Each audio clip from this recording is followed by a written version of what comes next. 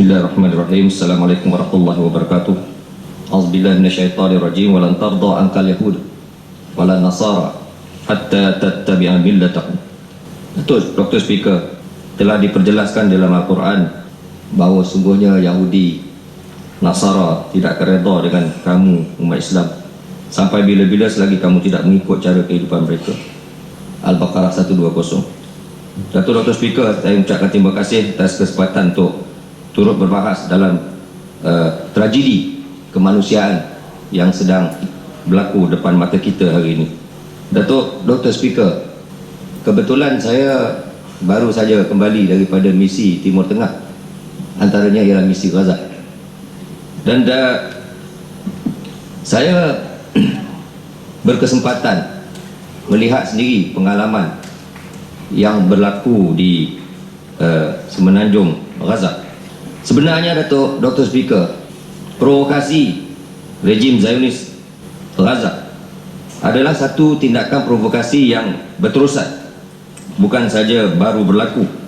Saya ingin menceritakan sedikit pengalaman yang saya lalui sendiri di Gaza. Antara tindakan provokasi yang dilakukan hampir setiap hari, contohnya bagaimana jet pejuang Israel hampir setiap hari melalui ruang udara Gaza dengan penerbangan yang begitu rendah, dengan bunyi supersonic boom yang terlalu kuat sehingga menimbulkan trauma kepada rakyat di Gaza, termasuk terutamanya kanak-kanak sekolah. Tembakan sniper berlaku berkala mengikut suka tentera Israel yang menjaga sepadan. Dia rasa dia nak tembak, dia tembak tanpa ada sebab, tanpa ada provokasi. Bekalan elektrik dan air yang dikuasai oleh Israel dicatu mengikut mereka. Bagaimana sedang operasi pembedahan dijalankan di hospital Ashifa, contohnya di Jabalia, Gaza, sedang pembedahan berjalan, tiba-tiba bekalan elektrik ditutup, menyebabkan berlaku beberapa perkara yang tidak sepatutnya berlaku kepada pesakit-pesakit. Adakah kita tahu, Datuk Speaker, bagaimana Perdana Menteri, menteri-menteri, pemimpin kerajaan Palestin di Gaza yang dipilih secara sah oleh rakyatnya terpaksa menukar tempat tinggal hampir tiap malam kerana sentiasa diburu oleh tentera Israel. Ringkasnya, Dr. Speaker, Gaza adalah satu penjara terbuka yang terbesar di dunia dengan sekatan yang dikenakan terhadap Gaza oleh di udara, laut dan juga di daratan. Mengambil ketetapan untuk mengutuk bukan saja rejim Zionis Israel, tetapi juga dalam besarnya iaitu Amerika Syarikat, yang tanpa peranan dan sokongan daripada Amerika Syarikat, saya cukup yakin Israel tidak akan berani untuk melakukan tindakan kezaliman kemanusiaan yang sedang mereka lakukan.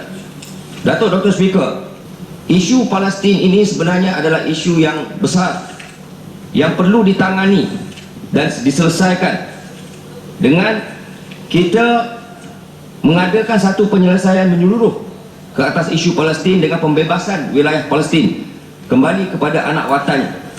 Saya juga mencadangkan, Dr. Speaker, supaya Menteri Luar ataupun Parlimen Malaysia menghantar wakil ke Gaza untuk menunjukkan sokongan dan simpati kita kepada mereka.